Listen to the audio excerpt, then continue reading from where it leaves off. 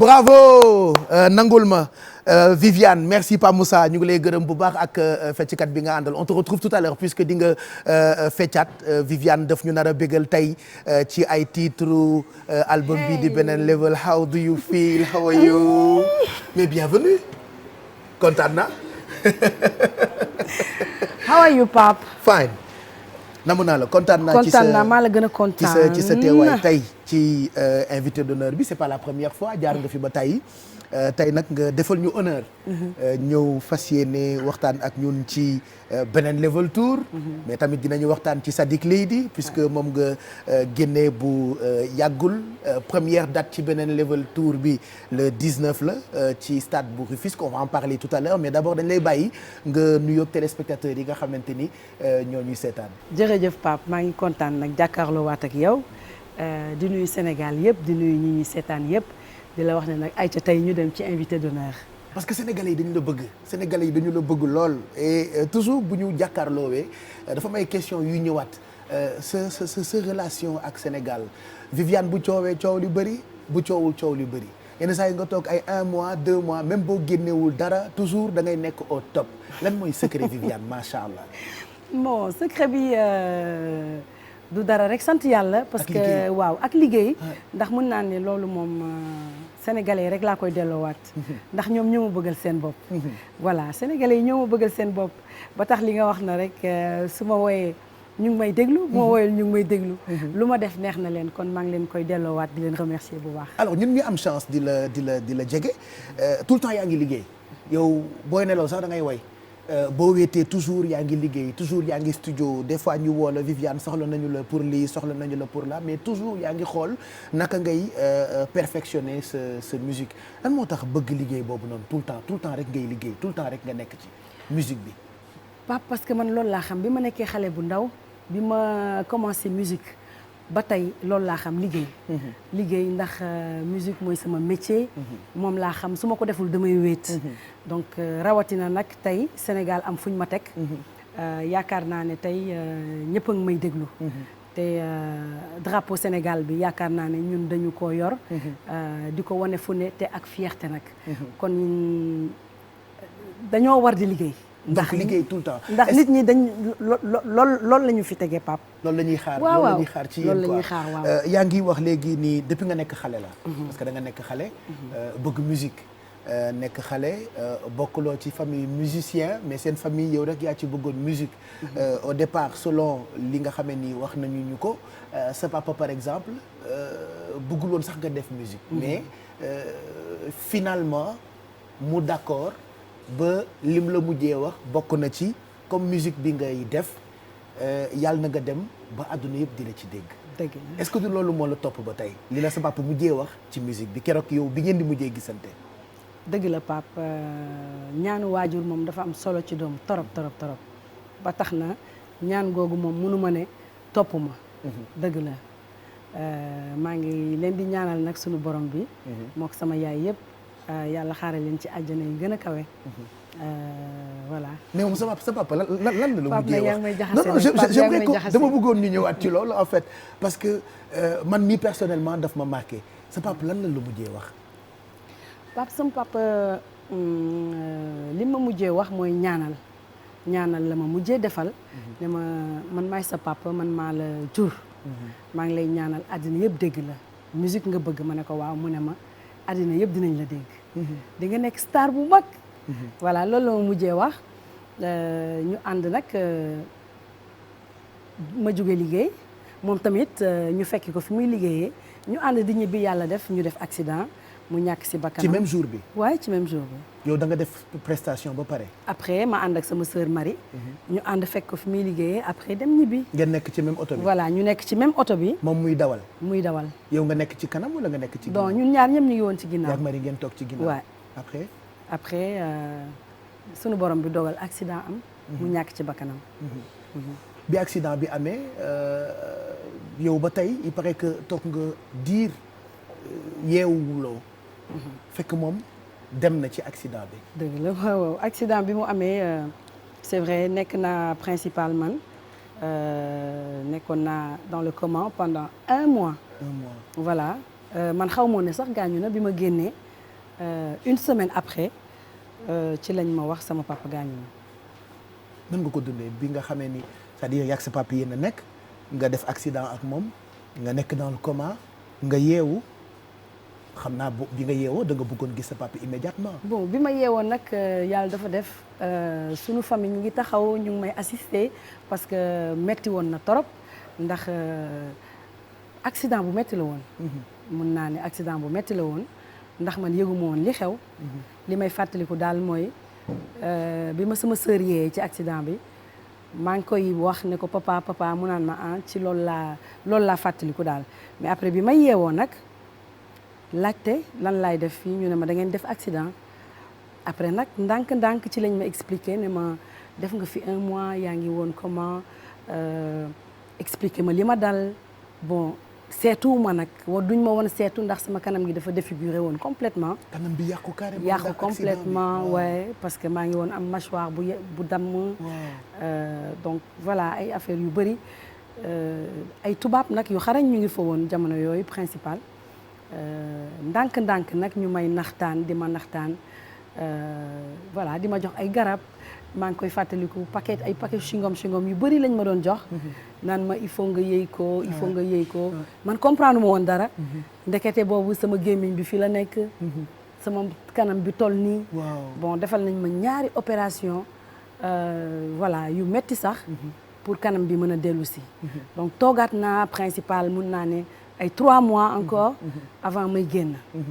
te 3 mois yi ma toog foofu yëpp kenn waxuma ne sama papa gaañu na donc dégg naa ñu la koy nëbb ñu ma koy nëbb Mbàkke jamono boobu laa ko doon door a xam Mbàkke Jum donc moom da daan taxaw ci bunt bi parce que 18h bu nekk gars yi nit yi dañ doon ñëw di ma seet si donc ku ñëw rek ndekete moom daf lay bloqué ci bunt bi ne la bu ko wax papaam gaañu na parce que mun naa ne 3 mois yi ma toog principal yëpp gisuma sama kanam te man musuma bàyyi xel ne sax war naa mën a seetu wala dara pour man dama feebar rek voilà donc ma ko ci remercier bu baax Mbàkke ak sama famille ñi ma taxawu voilà sama sœur surtout Marie ak vraiment waa Mbour sama waa koñ vraiment maa ngi leen ciy remercier bu baax ñu ñëw rek annoncé leen nag nouvelle bi ne la sa papa dem na naka nga ko dundee. Pape da nga bëgg a yàq émission bi. en fait mënuñu waxtaanee sa musique te duñu jaar ci loolu. parce que loolu moo indi lii am tey. li la sa papa mujjee wax ñaan bi dal na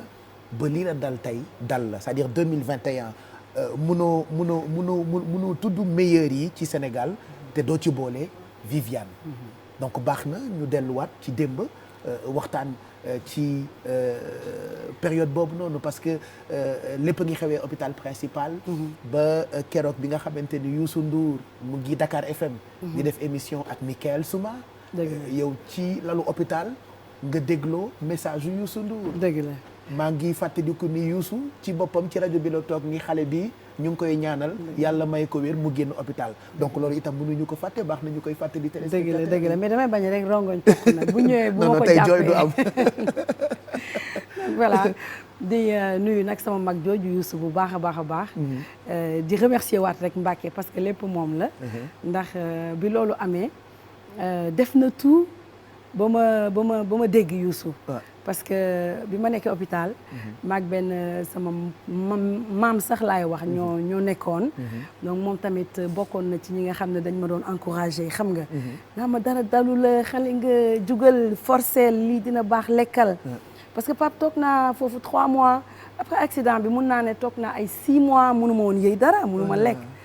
ay soupe laa doon naan parce que mâchoire bu damm donc mënoo lekk dara donc c'était dur vraiment mais di santaat yàlla bu baax rek Mbàkke nag def na tout ba ñëw indil ma rajo bi benn jour ni ma tey Youssou Ndour daf lay tudd ci rajo bi déglul ma ne ko ah bon Youssou mu ne ma waaw mu ñëw indil ma rajo bi xaar ba émission bi commencé bi ma déggee Youssou ne maa ngi nuyu Viviane maa ngi koy ñaanal mu jug ci lalu hôpital bi vraiment maa ngi koy ñaanal rek ma kontaan. oui parce que il faut rappeler que kontaan période boobu xale nga. kenn xamagula génneeguloo album yaa ngi rêvé nekk woykat bu mag. fii Sénégal waaw parce que boobu benn maquette laa génne woon. ci Michael Souma la doon jaar. donc voilà xam naa Youssou foofu la déggee sama voix. te Mbacké tamit foofu la ma xamee. donc yàlla def ñu dox daje mu ne ma déglu naa sa maquette bi vraiment sa voix daf ma neex donc defe naa une semaine lañ ci teg rek accident bi am. waaw. et après nga jóg suñu borom dimbali la ba nga toll fii nga toll tey. après nag vraiment ma jóg. parce que envie bi nga xam ne moom moo nekkoon ci man muy musique. dafa nekkoon ci man ba tax yëguma woon dara. li ma bëggoon rek gaaw génn hôpital bi. pour mën a continuer musique bi may def. donc bi ma génnee Pape ba xool seetu bi dama daw parce que xàmmeewu ma sama bopp. dama daw après voilà sama famille téye ma ñu commencé di ma kii. voilà jàppale ma ba ma ñëwaat daal. voilà pourtant c'est une histoire qui a été racontée am na sa benn anniversaire boo xamante ni avant nga doon yéeg ci scène bi am na document bu exceptionnel boo xam ni réalisé woon nañ ko j'aimerais qu'on revienne sur ça parce que baax na itam bu télévision bu toll nii invité artiste bu toll nii bu ñu dee waxaat parcours bi ñu ñëw ci yenn ci ay mbir yoo xamante ni peut-être am nañu ko mos gis waaye génnewaat ko itam da ciy baax Youssou Ndour mu ngi ciy raconté li Viviane nettali léegi nii Mbacké Dioum ci boppam di ko ci nettali mais aussi Michael Souma mi nga xamante ni ñun moo ñu formé jamono yooyu mi ngi Dakar FM 58 boulevard de la République en face théâtre national Daniel Sorano Viviane nekk xale génne maquette muy jàllu sono mondial mu dégg baat bi Youssou Ndour dégg baat bi et immédiatement mu daanu ci baatu waykat bi loolu moo indi après Viviane intégré Super Étoile def tour du monde ak ki nga xamante ni moo di Youssou Ndour ba tey mu nekk daanaka ren yi gën a mag ci wàllu woy waxuma sax ci Sénégal mais ci Afrique la preuve Viviane boo ko fekkee Guinée da ngay foog ni guinéenne la boo ko fekkee Côte d'Ivoire da ngay foog ni ivoirienne la boo ko fekkee Mali bi da ngay foog ni malienne la rawatina Gambie bërki démb rek def na fa spectacle bu exceptionnel j'aimerais qu'on revienne ci keroog bi nga xamante ni muy Mbacké Michael Souma ak ki nga xamante ni mu ngi mooy Youssou Ndour ñu ngi nettali partie bi nga xamante ni moom la ñu leen di raconter ak Viviane.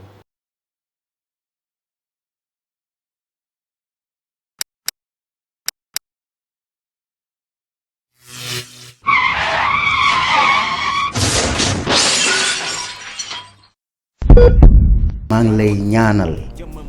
yàlla nga woy ba àdduna bi yépp di la dégg. à travers un jeune frère Mbacké Dioum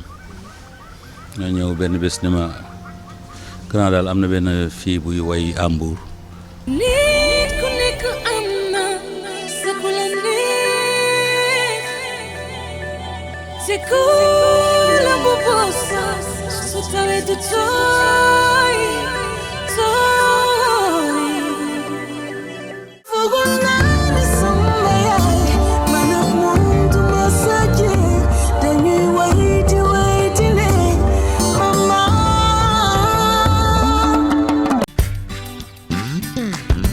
tey jii bu ñu toogee ba mu ber daaraam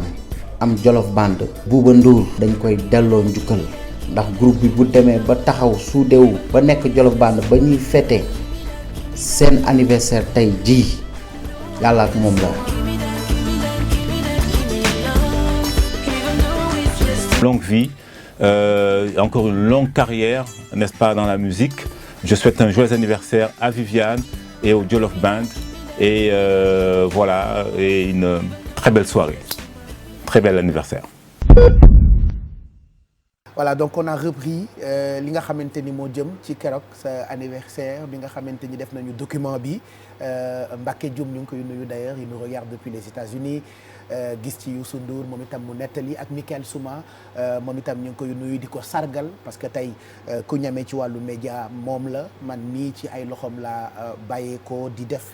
métier bi ba doon ci dara macha allah donc Michael ñu ngi koy gërëm bu baax il fait partie vraiment des animateurs yoo xamante ni jigadiwuñ la benn yoon waaye nag bi jamono doxee Viviane nag nekk quelqu'un Viviane nekk icône Viviane nekk symbole fii ci Sénégal toujours bu ñu jàkkaarloowee dama naan la est-ce que yomb na nekk jigéen nekk chef d'orchestre yore entreprise yore sa label di def sa ay collaboration di def sa ay tournée nationale di def sa ay tournée mondiale catuwuma la mais comment tu fais pour gérer tout ça Viviane sans compter nag boo ci boolee coow yu sew sewaan yi coow yu ndaw yi bon loolu moom ñun ñoo choisir métier bi parce que liñ ne musique artiste dafa ànd ak coow donc mënuñ ci dara malheureusement mais di nga dégg ay coow yu neex di nga dégg ay coow yu naqari donc voilà sant yàlla parce que loolu dafa ànd ak siiw en fait waaw dafa ànd ak siiw Pape dafa ànd ak siiw mënuñ ci dara mais comment tu fais pour gérer ça da nga naan grawul di nga dégg wala waaw Pape nag xam nga da nga wax léegi nu may def pour gérer musique bi en tant que jigéen man nag damay wax rek ne dama jaar ci école bu baax moo tax ndax li ma leen nettali léegi bi ma jógee ci accident bi dama def variété dama jógee foofu rek ñëw ci Youssou Ndour te Youssou Ndour ku ne Youssou Ndour xam ne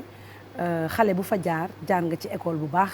jaar nga ci école bu mag macha allah jaar nga fi nga war a jaar te man dama jàng ci moom lu bëri moom mooy professionnalisme jàng ci moom taxaw ci scène yu mag xool ndaanaan yi nan la ñuy liggéeyee di xool Youssou nan lay liggéeyee màggaale ko defe naa ne loolu tey su ma amee sama groupe du ma def rek lu dul topp ci ay tànkam pour bañ ko décevoir en fait voilà mais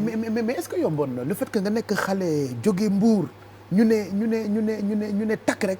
nga commencé def scène yu mag yi nga commencé def scène New York yi nga commencé def scène France yi nga commencé def scène Angleterre yi étant jeune parce que booba temps defe naa yii xew nii xewul woon mais nga teel ko dund teel a tukki teel a collaborer teel a gis ay stars yoo xamante ni da nga leen doon dégg waxuma rek Youssou Ndour mais ay icônes yoo xamante ni à l'époque da nga leen doon dégg qu'est-ce que ça te faisait ça yow yéegaan ak Youssou ci scène yu toll noonu Viviane waaw loolu yaakaar naa ne comme ni ñu ko waxee léegi rek xam nga ñun suñu waa kër man mosuma fàttaliku kenn ku si way kon mën naa ne suñu borom bi daf ma dugal ci kër googu ne ma yow kese yaa fi yooyu waaye mission bi laa la jox ndax boo gisee bi ma jaaree ci Youssou rek bi ma defee variété nag loolu jàppale na woon lu bëri Pape ndax sama rêve yëpp def naa ko bi may def variété ndax tey bi ma booy déchiffrer morceau par exemple man damay dugg ci voix nit ki donc loolu permettre na ma tey bi ma taxawee pour woy ak Youssou 7 seconds dafa ñëw easy voilà dafa yomboon daal ma ñëw nag daal di rek dugg bokk taxaw ci scène yu mag yi mooy li ma la expliqué léegi rek jàng nag voilà di vraiment sama rêve ma réaliser ko foofu. parce que bu ñu jëlee machine à remonter le temps bi delluwaat ci démb ñu ngi gis toujours par exemple am na ci tournée yu bëri yoo xamante ni à la place de Néné Chéri yow yaa doon woy ak Youssou Ndour 7 seconds ak yeneen woy ci scène yi yaa ngi ci nekk xale mais toujours yaa ngi am prestance. yaa ngi am présence boo xamante ni d'habitude ci ñoom Whitney Houston la ñu koy gis ci jamono boobu ci ñoom Céline Dion la ñu koy gis ci jamono boobu ci ñoom Maria Carey la ñu koy gis ci jamono boobu donc le fait que nga def variété avant sax Sénégal yëpp di la xam loolu ça t'a servi oui loolu jàppale na ma bu baax jàppale na ma bu baax a baax ba tax bi ma ñëwee rek am naa fit dëgg la nag ku taxaw si wetu Youssou moom soo naan salaamaaleykum rek di nga xaw a ragal yombul quoi surtout nga nekk xale mais moom tamit jàppale na ma ci bu baax parce que maa ngi rappelé wu des fois dama doon way di xaw a kii yooyu mu ne ma ubbi sa baat bi nga way di xaw a rus quoi voilà yuuxul wayal donc yooyu yëpp xam nga may gis ndaanaan yu mag yi taxaw ci scène bi donc di way di professionnel xam nga donc loolu yëpp tamit soo ci nekkee te kenn amul jotu wax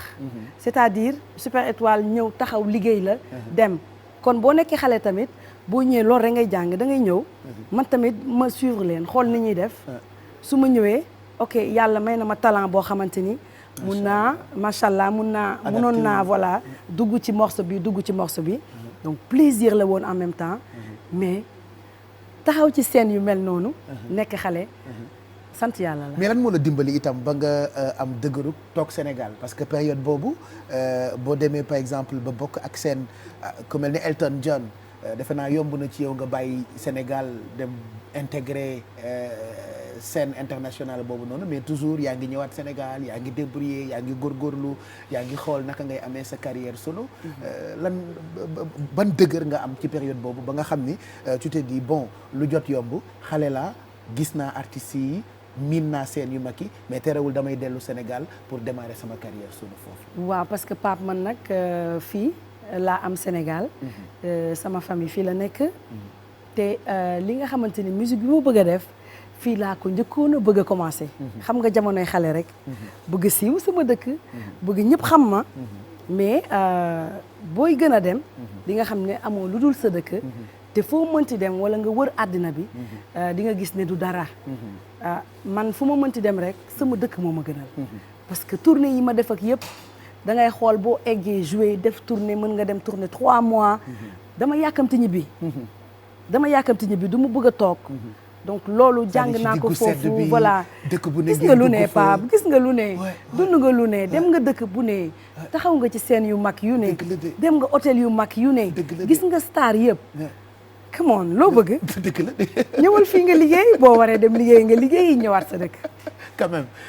tungu ne du teew ñuy nataal pour nettali histoire bi on a fait appel à d'autres artistes à tour de rôle ils vont nous rejoindre ci fauteuil bi pour ñu waxtaanee Viviane parce que tey thème bi Viviane la dinañu ñëw ci ay mbir yoo xamante ni peut-être li Sénégalais yi di yàgg ak Viviane yëpp am na yu ñu xamul woon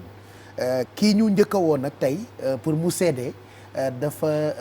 dafay ñëw te ñëwam léegi day tombeek li ñuy waxtaanee keroog bi Viviane ci yooyu jamono di ànd ak Youssou Ndour ak Super Étoile di def tour du monde di def scène yëpp moo tax dañuy woolu kenn koo xamante ni kilifa la biir Super Étoile muy Mbaye Dieye Faye qui nous rejoint tout de suite sur le plateau tey nag ñu waxtaan ci digganteem ak Viviane mais Viviane keroog bi muy doog a intégré Super Étoile à l'époque Mbaye Dieye Faye moo ñu rejoindre léegi nii ci plateau bi ñu kontaan lool parce que Mbaye Dieye moom sa xarit la. sama mag la sama xarit la sama lépp la Mbaye vraiment parce que bi may ñëw Super Étoile xale bu ndaw laa voilà tey su ma amee fit ñoo ma may fit. tey su ma amee fit ñoom ñoo ma may fit ñoo ma tettee ba ma am fit ba taxaw ci scène bi war a mën a créer Jolof Band. ba pare Mbaye dafa ñàkk ki ñaan bu baax Mbaye man li may wax rek ne mu neex mu naqari da nga koy gis mu neex mu naqari Mbaye mi ngi fi toujours disponible macha allah dama koy ñaanal yàlla bàyyi ko fi sama mag jooju may ko gudd fan ak wér bàyyi ko njabootam Mbaye daal mu ngi noonu daal. Mbaye daal mooy Mbaye Mbaye ñëpp la macha allah. il y a jamais 203. ah oui. maa la ko wax de. Mbaye cher. Mbaye Dieye. tranquille kontaan nañ ci teewaay bi. mais maa gën a bég. merci d'être là. tey nga ñëwati. ma ñëwati. ci sa rakk ji. complètement ci sa xarit. Mbaye doom moom Viviane waaw sa doom. waaw lépp. parce que moom seen doom la sunu doom la Mbaye Cheikh. ñu ngi tolloon juste ci période yi nga xamante ni mu ngi doog a intégré Super Étoile. et man j'ai dit tungu ne du teew ñuy nataal. déedéet bu dee nettali jaar-jaaram Super Étoile. oui boo amul Youssou am Mbaye Dieye.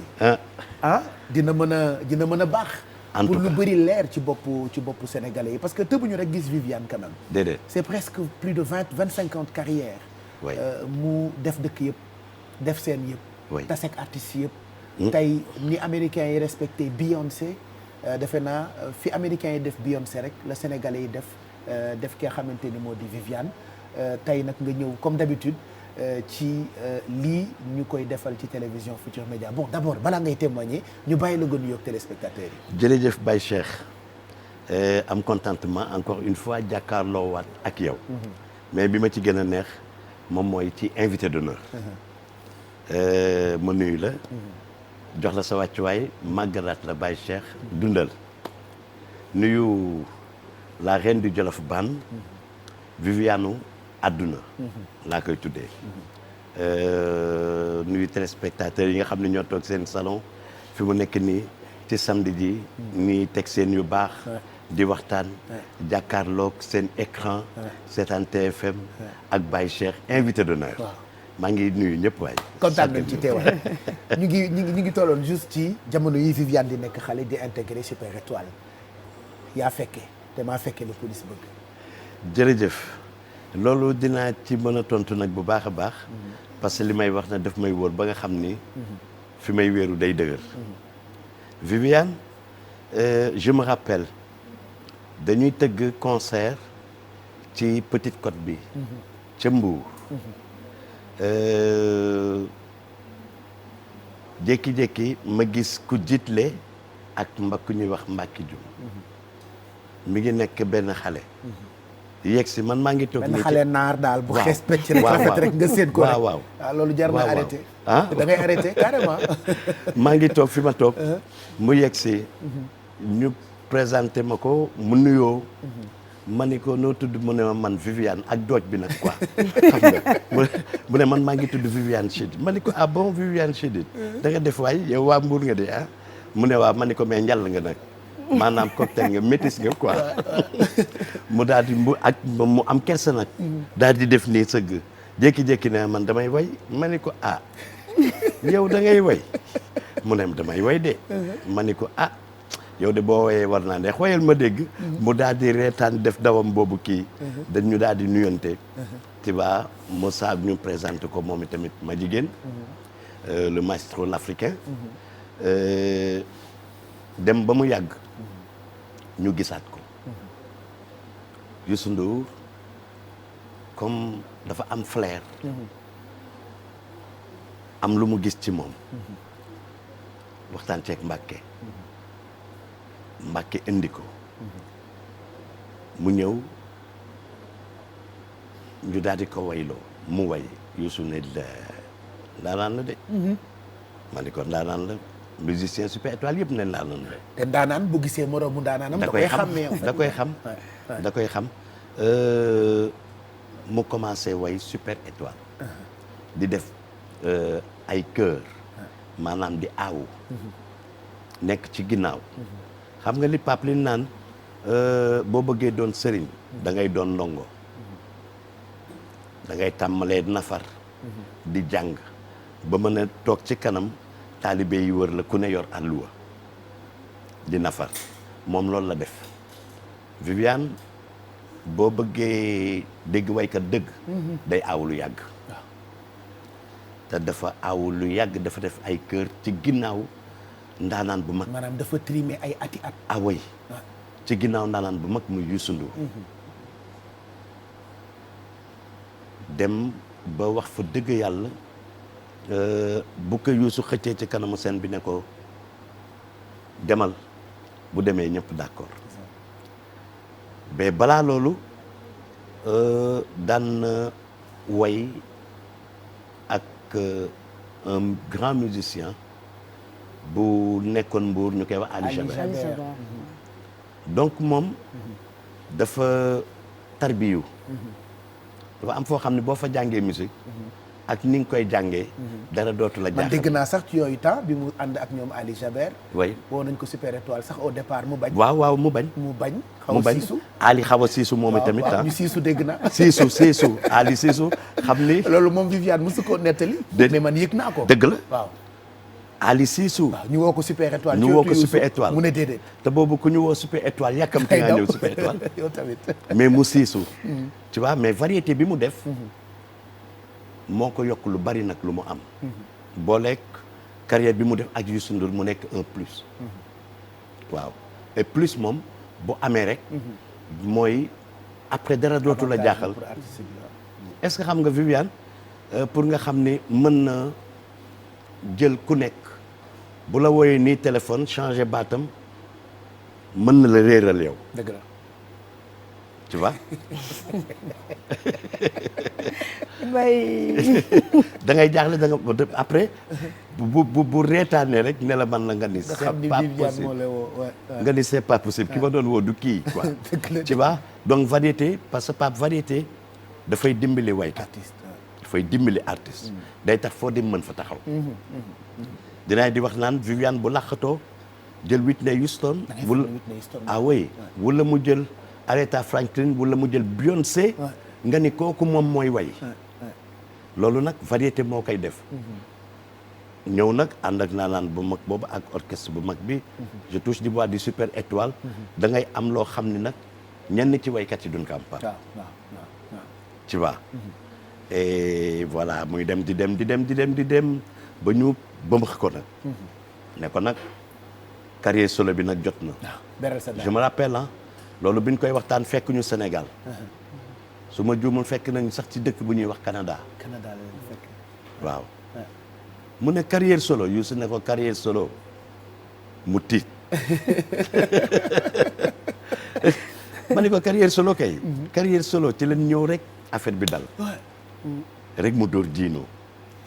waaw. ci ko ne Viviane bàyyi ko mu jooy. bàyyi ko mu jooy fii laa ko waxee woon. fi nga ko waxee ci place bi ci ring bi ne ko bàyyi ko mu jooy. bàyyi ko mu jooy. oh bàyyi ko mu jooy. tu vois donc fierté la. ouais. fierté la nag ci Sénégal yëpp. ci Afrique yëpp. est-ce que xam nga bon moytuwul ñu nangu ko ci ñun. pourtant laaj naa ko léegi segam ci yooyu temps lañ ko nanguwul ci ñun nii itam mooy loolu. bu ñu moytuwul ñun nangu ko ci ñun. lii man maa la ko wax. parce que réew moom ci dem dana dugg ci li nu mëne ñoom. ba sax boo moytuwul. moo koy dàq waa dëkk ba. waaw góore waay. waaw. am nan chance nag mu nekk ci réew mun naan Sénégal. waaw. xam nga ko ay Jay-Z punkal yooyu ay Beyoncé ak ñooñu ànd ak yow génn. jël verre. mooy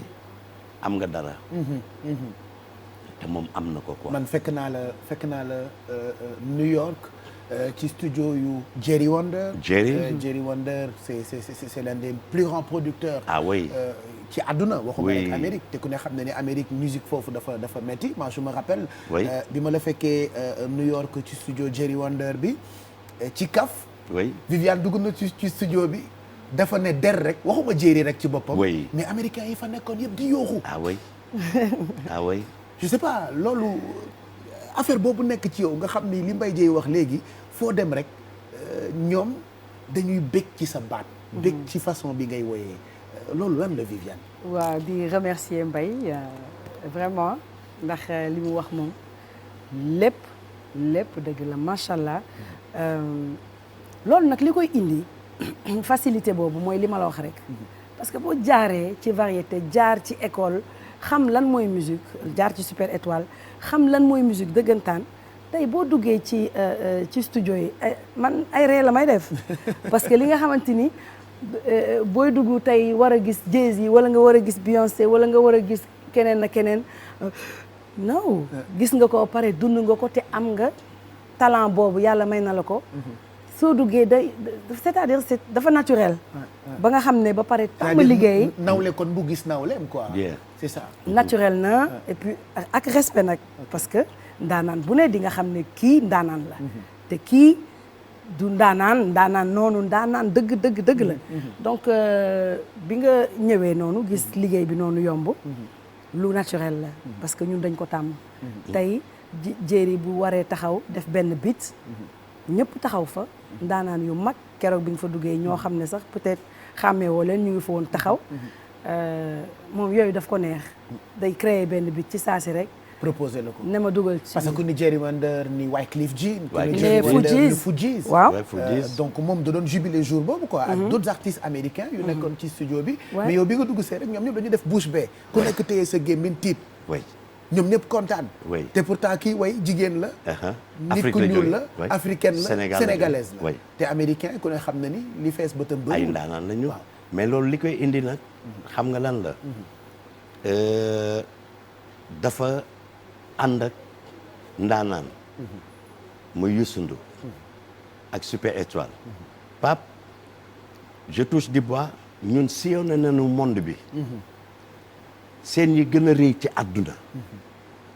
taxaw nañ fa ak moom mii xam nga di tëgg Stevie Wonder toog fii def nii di seetaan yàkkamtee yéeg ci kaw scène bi ba pelloo Maria Carey romb Phil Collins toog ci ginnaaw nii ci scène bi may mbalax di gestu di ko gis Youssou di way di gestu di ko gis mu yàkkamtee yéeg yaa ngi dégg Carlos Santana ñuy jouer Brima mu yàkkamtee yéeg ñu ñëw dëpp morceau bi def ko salsa donc dara dootuñu jaaxal ci musique wëndeeloog ay Peter Gabriel, Sting, Bruce Springsteen, Tracy Chapman pendant 1 mois di ko wër donc moom loolu dina leen apprécier naam parce que ay ndaanaan nañu te ndaanaan day apprécier moroomu ndaanaanam mais nag li naan track ci musique moom dootu ko am pour war a yéeg ci kaw scène bi gis ay punkal jaxasoo ba di way di faussé wala loolu non dootu ko def déedéet parce que romb na foofu lii su naan jóge nañ fii ña nga fële moo tax may la métier dafay mokk looy jàng ko ba mu mokk parce que métier bu mokkee mooy indi nga dal ku waaw Viviane dafa dal da ngay dal dafa ne tekk ah si da ngay voilà dal quoi c'est-à-dire même bu coow li bëree sax da ngay dal kenn du dégg Viviane déedéet ci musique rek nga koy waaw dégg da ngay dal ci contrat bi mu signé ak sénégalais yi rek mooy dama leen di béggal oui saa yi ma leen waree béggal leen béggal leen mais kenn du ko dégg ci benn détail déedéet kon jaar-jaar mooy maye waaw loolu parcours bu riche mooy maye loolu moom mooy maye loolu parce que gis nga silence arme bu am maanaa la force la it force tranquille ngay doon kii force tranquille la Pape force tranquille mais c'est vrai ay wax du ko yëngal dëgg la de déedéet danaan tekk rek ouais. waaw te gi nga tekk moom boo ko defee rek tekk wan la yoon wi voilà waaw gars yi dañuy dem sax ba defe ni da nga ragal déedéet di nga ragal def lu ñaaw wala nga wax ko wala ñu xoolee la ko mais du ragal ci fit lan nga koy ñaanal li ma koy ñaanal moom mooy jàmm baatam wér amiin parce que li ma pelloog moom bari na te du yem fii di ko ñaanal mu yeggali ak sagom amiin mais beneen bi mooy jigéen la mais jigéen bu am jom jigéen bu xam lu mu bëgg xam fan la war a yegg et donc mi ngi ci yoon woowu xam nga li naan day am foo xam ni boo fa jaaree amatoo droit def erreur nit mën na diagnostiquer boppam bu ne tekk rek moom rek war na xam ndax lii mu def yoon la ndax li mu bëgg def yoon la wala naka la ko nit ñi di xoolee bu ne tekk rek demee bu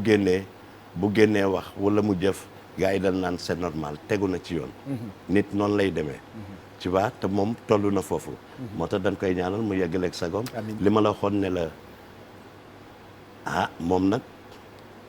cey li war a xew le 19 le 19 Tëngéej di Rufisque di Rio nga xam ne dañu xam musique ñoom i tamit gisoo concert u Tëngéej ci ni muy baxee public bi dañuy mel ni tremblement de fa la terre yeggoon ñu ne ko Tata Vivi waaw Tata Vivi waaw Tata Vivi waaw te Tata Vivi moom ñu naan ko Tata Vivi ñoo maase kat moom ñoo waaw yem ndax bu taxawee waaw vraiment wax nga dëgg robam bu jaune bii nag itam tamit dara yàqu ci rob bi sadik na regardez l'affiche en même temps première date ci beneen level tour ak Viviane Chidid le 19 la inchallah ci stade bu Rufisque ñu waxtaan ci tuuti ak Mbaye Dièye puisque Mbaye Dièye le 19 juin yow tamit yaa nga fa complètement mais moom ñun ñooy wërandoo ñooy wërandoo di tournée bi yëpp yaa moom tournée bi yëpp ñoo koy wërandoo waaw magal xale yi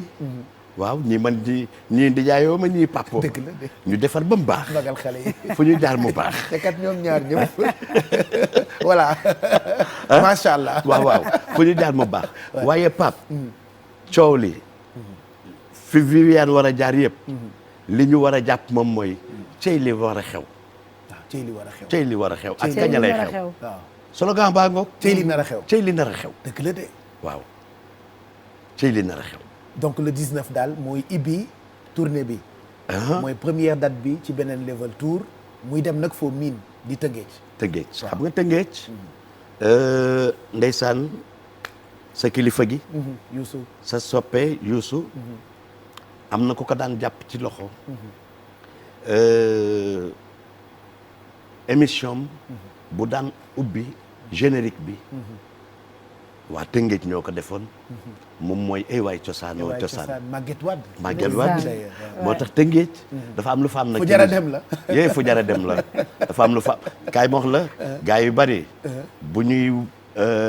fas yéene tàmbalee wër Tëngéej la ñuy njëkkee de mais man li ma am na lu fa xew lu tax commencé woo stade Léopold Sédar Senghor commencé woo sa tournée Grand Théâtre commencé woo sa tournée je sais pas Sorano commencé woo sa tournée Cosaan mais nga ni première date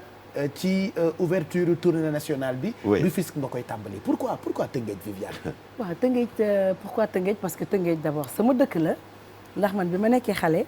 Viviane ki ñu ma tuddee foofu la dëkk waa Tëngéej la man HLM dama fa daan dem vacances bi ma nekkee xale tata Vivi foofu laa daan nekk am fa ay xarit saa yu école tëjaan foofu laay dem vacances da nga jóge Mbour dem Tëngéej quoi stade boobu muy tëgg bi ñu nekkee xale dañ fa daan dem di foy donc ça veut dire que da ngaa bëgg Tëngéej dama bëgg Tëngéej parce que Tëngéej dafa bokk ci sa ADN quoi waaye ba pare dama fa bëri macha allah ay fans ba pare xam nga cosaan nga fa ne rek dafa neex lébu gi ñoom ñëpp génn voilà ñoom ñëppay génn te Tëngéej saa yu ma fa tëggee damay gis ne daal kenn du des ci kër yi ñëppay génn enjoy donc loolu neex na ma torop ma ubbee daal tournée bi foofu ndax xam nga daaw foofu lañ ko noonu ubbee faf Covid bi ñëw et tout donc mu ngi noonu damay respecter sama parole Tëngéej la mbay yaa ko waxoon Tëngéej ak Rio Viviane moo ko waxoon donc 19 juin stade de Rufisque li nga def ak moom France def ko ak moom Amérique def ko ak moom Sénégal moom nga nar a def ak moom le 19 juin incha allah wala lu ko raw waaw wala lu ko raw cey li nar a xew cey li nar a xew ndax Pape yow da ngaa xamul ne li ñuy def yëpp fa muy daanu cey li nar a xew loolooy wax loolu mooy clôture bi fa muy daanu cey li nar a xew mais man dégguma woon waaw dégg cey li nar a xew cey li nar a xew donc li ñuy def yëpp le 19 le 19 ak yeneen dates yi ak yeneen dates yi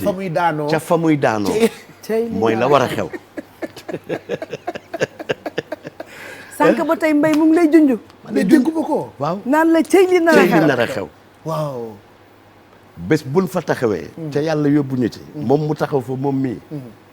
sa la ñuy xam ne nag la waroon a xew nag lii la waaw incha allah cey li nar a xew ndax Pape man ngeen baal ma rek man duma def dara te duma tàggu sama mag yi kon nag moom ba ma toogee ak moom waxtaan ak moom ne ko dafa am lu nar a xew mu ne ma cey li nar a xew bettu ma de waaye encouragé ma nag pousse ma ne ma yow da ngay dem xamoon naan di nga dem wallaahi waaye kon sant rek di ko remercier waat bu baax mbay mi cey li nar a xew le 19 kon rendez-vous Rufisque Mbaye Dièye kontaan nañu waaw dafa am lu fa ne dañu mën concert la booy tànn ci ñi dàq concert di participer Rio du ci génn gisoo seen équipe bu nawetaan boobu bu ñuy supporter seen ni muy ambiance baxe dafa neex seen ambiance dafa neex c'est que nag ay lébu lañu te lébu laa kii lébu la dégg naa seen bàkk bu ma neex ku mer tampi dañuy béggee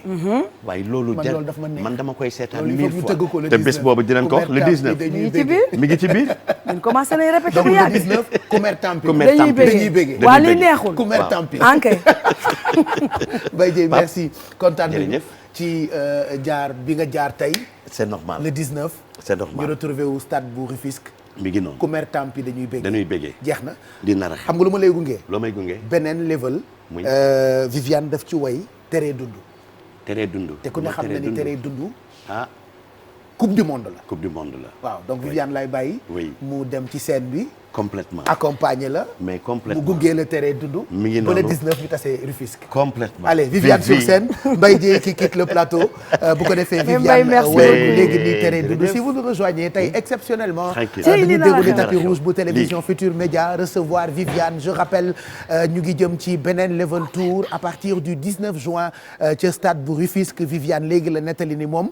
daan na dem vacances fi nga xamante ni mooy Tëngéej donc ku miin Tëngéej la ginnaaw nag dafa miin Tëngéej li mu ñu digoon daaw malheureusement Covid bi am ren da ko respecté ko weesuwul mu ne première date ci tournée nationale bi Tëngéej lay tàmbalee muy le 19 juin en attendant le 19 juin daf ñuy bégal ak tere dundu ndax nag waa Tëngéej ñoo ni ku mer tampi dañuy bégee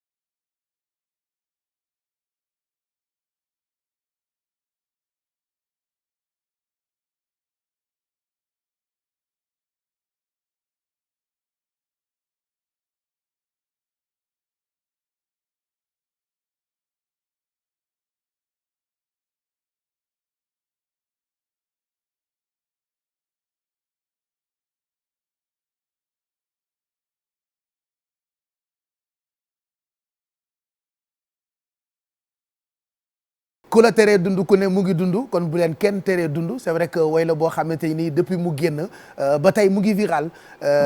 teree dund ak Viviane merci Viviane va revenir encore ci plateau bi ñu àggali waxtaan bi tey exceptionnellement mu dellu si waat nekk invité d'honneur bu télévision Futur Média ñu gërëm encore Mbaye Dieye Faye nit ku baax ku bëri valeur Mbaye Dieye loo bëgg a wax ci moom xeeb ko te ku ne xam na ni ci lu Viviane ne Mbaye Dieye mu ngi ci la preuve mooy ibbi tournée bi incha allah le 19 juin ci stade bu Rufisque on vous donnera toutes les informations pour yéen waa Tëngéej wala sénégalais yi nga xamante ni bëgg nañu fekkee concert boobule di concert bu mag am na ay surprise ren nag li nar a neex ci sa tournée enquête na nee nañ ma show à l'américaine nga nar a indi ci scène yi c'est-à-dire da ngay fecc da ngay woy da ngay spectacle. loolu nag man daf ma soxal parce que àddina day dox te dépassé nañu vraiment jamono boo xamante ni da ngay yor micro taxaw woy wàcc tey ni nga may déggee may innover ci musique bi di créer lu bees nekk ci leneen ak leneen noonu laa ko bëggee tey man personnellement dama bëgg vraiment nit ci buñ taxawee di seetaan dinañ xool fecc yu rafet dinañu déglu musique bu neex te seen xol dina neex donc dinañ gis sañse yu rafet tamit Pape daal man li ma bëgg ci tournée bi incha allah mooy spectacle dama bëgg nit ñi gis daal vraiment fecc chorégraphie yu nice musique yu neex sañse yu rafet ñu enjoy ba pare namoon nañu génn tamit nit yi waaw nit ñi c'est vrai que namoon nañu génn mais yow bête de scène nga parce que li ngay wax nii da nga ko nar a def ci tournée bi c'est-à-dire dañu gis ni saa yooyu spectacle nag sañse dafay am show dafay am mais dafa am yoo ci yokk ci tournée bii nii waaw bii moom xam nga ñun lu ñu def rek am il faut mu am plus benn plus lu ci yokk te loolu c'est important donc tournée bii daal nañu xool Tëngéej incha allah ndax bëgg naa daal spectacle dëggantaan waaw parmi ñi nga xamante ni ñoo ñëw tey pour bokk ak ñun jotaay bi on a fait appel à un rappeur c'est un très grand artiste c'est un révolutionnaire noonu laa koy tooñee yenn saa yi muy Simon voilà Simon il va nous rejoindre tout de suite ci plateau bi moom tamit bokk na ci invité yi ñëw tey pour waxtaan ak ñun ci Viviane waaye waxtaan ak ñun ci musique gu Viviane parce que am na révolution bu am solo boo xamante ni Viviane indi na ko ci musique sénégalaise et c'est pas la première fois ñu ngi fàttaliku Viviane et frères ñu ngi fàttaliku collaboration yi nga def ak woykat yi nekk bitim réew moo xam français yi wala américains yi boobu nag ba tey nga nekk ci c'est-à-dire nit ci dañuy foog ni ren ngay doog indi révolution ci musique sénégalaise bi mais bi nga tàmbalee sa carrière ba tey am na révolution parce que toujours yaa ngi ci indi touche bu international. depuis premier album dëgg la maa ngi fàttaliku Viviane et frères. boobu moom tamit jaxase woon na vraiment Sénégal. ñëpp la neexoon rappeurs yi sama frère yi maa ngi leen di nuyu waay. yaa ngi leen di big up. maa ngi leen di big up yow. Simon. Delloo ça va cool. Sista maa ngi lay ziar. mais maa ngi delloo ziar mais kontaan naa. fii la ëppee. C'est vraiment un honneur de toog à côté de cette grande dame de la musique. Donc honneur la ñu mën a wax waaw. lan mooy seen relation ak moom. Viviane déjà man je suis très très très admiratif. Fans aussi avant tout. et li ma admiré mooy. xam nga mooy li ñuy wax maintain mooy li ñuy wax suñu milieu maintain se maintenir xam nga depuis que Viviane a sorti son premier album premier single elle est là et 20 ans après 25 ans après cette dame de fer est toujours là elle maintient elle innove te maintain boobu ngay wax moo gën a jafe pour moo gën a jafe parce que ascension neex na waaye dem ba nekk ci kaw des fa loolu moo gën a metti xam nga temps yëpp damay def ay formation ak artistes culture urbaine yi ci région yi et keroog je citais son exemple lu tax may citer son exemple mooy dafa ñëw sañ innover nekk ci beneen secteur bu dul mbalax mooy afro trap xawma trap mbalax bu ñuy wax et quand elle est venue regarde tout le monde a suivi tout le monde a fait comme elle tout le monde et je sais que Viviane dina ñëwaat indiwaat leneen les gens vont suivre parce que dans ce milieu ñaar moo am ceux qui suivent le vent et ceux qui font le vent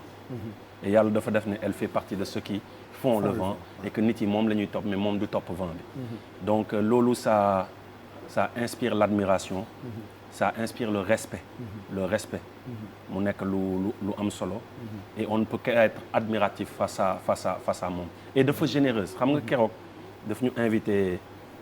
invité këram reer nekk ak ñoom Baxaaw ñoom Fata pas mal de gens mais chaque instant da nga koy dégg mu naan lekk nga naan nga ma indi la dara xam nga générosité boobu c'est ça que tu sens dans sa musique et dans ce qu'elle veut partager avec les gens loo tax comme ni ñu koy waxee ci suñu jargon respect total Qu'est-ce que ça te fait ñun Sénégal ñu am ku mel ni moom au-delà de ni nga ko xamee de façon personnelle mais que Sénégal am artiste bu am polyvalence c'est-à-dire ouverture bi mooy bu woyee ak Mbaye Dieye Faye def mbalax bu saf-sap mu neex bu taxawee ak nii dans la foulée Jay-Z bu woyee ak moom mu neex bu taxawee ak Simon bu woyee mu neex polyvalence boobu nekk ci moom c'est fierté la pour yéen artistes. Non c'est extraordinaire xam nga man je la sens même plus que suñu côté ñun man bàyyil ma raat jëmale sama suñu boor plus ci hip hop bi sax que ci côté mbalax bi et man dama gëm ne tu parles de Jay-Z tout de suite man dama gëm ne Viviane bu bokkoon scène ak Beyoncé du feeñ xam nga ça fait un peu ñu suñ koy déglu dañuy foog ne waaw tu le dis juste parce que Viviane moo fi toog mais xam nga les Nigérians lu seen état réussir mooy ils ont réussi quand ils ont vu que le cinéma nigérien commençait à prendre de l'envol